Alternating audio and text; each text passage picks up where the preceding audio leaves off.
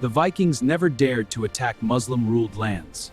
During the Viking Age, the Muslim world was the most powerful in governance, economy, and knowledge.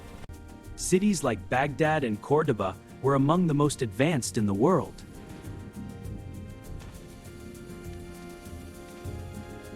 Instead of warfare, trade was more common between Vikings and Muslims, evidenced by the discovery of Arab silver coins in Scandinavia. At that time, Muslims represented the peak of organized governance and civilization.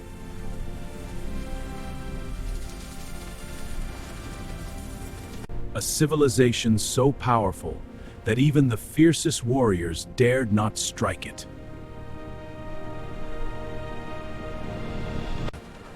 A world of unparalleled governance, culture, and civilization, untouchable, respected, legendary. And so, the legacy endured, where knowledge, trade, and respect conquered all. The Vikings may have sailed far, but the brilliance of this world shone brighter than any sword.